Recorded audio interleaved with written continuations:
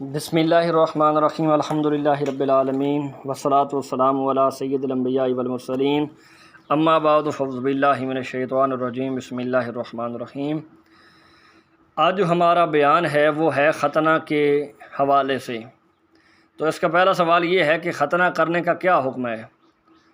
تو فتاوی افریقہ کے اندر صفحہ 46 کے اوپر درج ہے کہ ختنہ جو ہے یہ سنت موقدہ ہے اور یہ شعائر اسلام میں سے ہے، یعنی اسلام کی نشانیوں میں سے ہے، اور اس سے مسلم اور غیر مسلم کا امتیاز ہوتا ہے، اور عرف عام میں اس کو مسلمانی بھی کہتے ہیں۔ اس سے اگلا سوال یہ ہے کہ بچے کا ختنہ کس عمر میں کر دیا جائے؟ بچے کا ختنہ جو ہے یہ مدت 7 سال سے 12 سال کی عمر تک ہے۔ بعض علماء نے یہ فرمایا کہ ولادت سے 7ویں دن کے بعد ختنہ کرنا جائز ہے۔ یہ فتاوی ہندیہ کے اندر موجود ہے، اور اس کی جو جلد ہے یہ وہ 5ویں ہے، اور صفحہ جو ہے 358 ہے۔ ختنہ جتنی چھوٹی عمر میں کیا جائے بہتر ہے، تکلیف بھی کم ہوتی ہے اور زخم بھی جلدی بھر جاتا ہے۔ اس سے اگلا سوال یہ ہے کہ بچہ اگر ایسا پیدا ہو جس سے ختنے کی حاجت نہیں تو کیا کیا جائے؟ یعنی مختون پیدا ہو، یا ایسے معاملات ہوتے ہیں کہ اس کا ختنہ جو ہے وہ ضروری نہیں ہوتا۔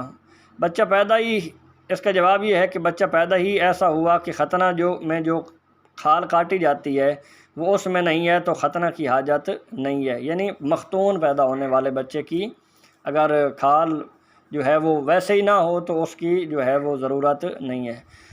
اور اگر کچھ کھال ہے جس کو کھینچا جا سکتا ہے مگر اسے تکلیف ہوگی اور حشفہ یعنی سپاری ظاہر ہے تو حجاموں کو دکھایا جائے۔ اگر وہ کہہ دیں کہ نہیں ہو سکتی تو چھوڑ دیا جائے، خواہ مخواہ بچے کو تکلیف نہ دی جائے۔ بہت بار دیکھا گیا ہے کہ بچے مختون پیدا ہوتے ہیں تو اس وقت ان کو جو ہے ختنے کی ضرورت نہیں ہوتی، اور یہ فتاوی رضویہ شریف کے اندر درج ہے، فتاوی ہندیہ کے اندر موجود ہے۔ اگر بالغ شخص مسلمان ہو تو وہ کیا ختنہ کروائے گا؟ تو اس کے لیے امیر اہل سنت امام مولانا شاہ احمد رضا خان فاضل بریلوی رحمۃ اللہ علیہ فتاوی رضویہ شریف کے اندر ارشاد فرماتے ہیں، ہاں اگر خود کر سکتا ہو تو اپنے ہاتھ سے کر لے، یا کوئی عورت جو اس کام کو کر سکتی ہے ممکن ہو تو اس سے نکاح کرا دیا جائے، جو وہ ختنہ کر دے اور اس کے بعد اس کو طلاق دے دی جائے، یا کوئی کنیز شرعی ہو وہ کر دے۔ اگر یہ تینوں صورتیں نہ ہو سکیں تو حجام ختنہ کر دے۔ ایسی ضرورت کے لیے سطر دکھانا منع نہیں ہے۔ یعنی ابتدا میں تو یہ بات ہے کہ اگر اس کی بیوی کر سکتی ہے تو بہترین ہے۔ اگر کوئی ایک ایسی عورت ہے جو مختص ہے اسی کام کے لیے تو اس عورت سے اس وقت اس کا جو ہے نکاح کر دیا جائے، اس کا وہ ختنہ کر لے اور اس کے بعد اس کو وہ طلاق دے دے۔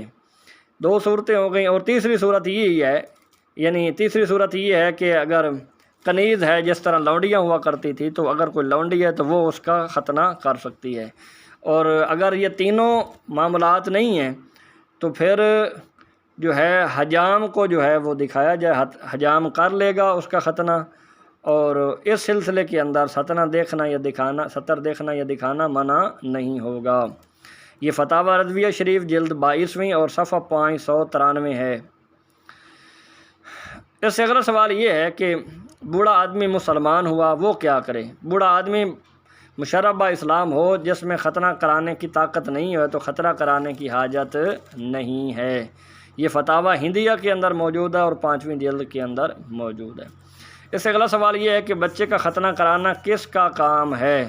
بچے کا ختنہ کرانا باپ کا کام ہے، وہ نہ ہو تو وصی کا کام ہے، وہ بھی نہ ہو تو دادا اور اس کے یا اس کا وصی جو ہے ماموں یا چچا یا ان کے وصی کا کام نہیں ہے۔ ہاں اگر بچہ ان کی تربیت و عیال میں ہو تو کر سکتے ہیں۔ مطلب حاصل کلام گفتگو یہ ہے کہ بچے کا ختنہ کرانا جو ہے وہ باپ کی ذمہ داری ہے۔ اگر باپ نہ ہو تو پھر جس کو وہ وصیت کر کے گیا ہو تو اس کی ذمہ داری ہے، اور اگر اس کے بعد جو دادا ہے اس کی ذمہ داری ہے۔ ماموں یا چچا یا ان کے وصی کا کوئی کام نہیں ہے، یعنی ان کی ذمہ داری نہیں ہے۔ ہاں اگر بچہ ان کی تربیت و عیال میں ہو تو کر سکتے ہیں۔ مثال کے طور پہ اگر بچہ جو ہے وہ ماموں کے پاس رہتا ہے اور وہ بچہ جو ہے اس کی تربیت و اس کی جو پرورش ہے وہ اس کے ماموں یا چاچو کر رہے ہیں، تو چونکہ عموماً شریعت کی طرف سے تو ان کے اوپر یہ واجب نہیں ہے، یہ لازم نہیں ہے، لیکن جب وہ پرورش کر رہے ہوں گے تو ہاں ان کو یہ اجازت ہے کہ اس کی جو ہے وہ اس کو ختنہ کر سکتے ہیں۔ دعا ہے اللہ کریم کی بارگاہ ناز کے اندر اللہ پاک ہمیں سب کو علم دین سیکھنے کی اور اس کے اوپر اخلاص کے ساتھ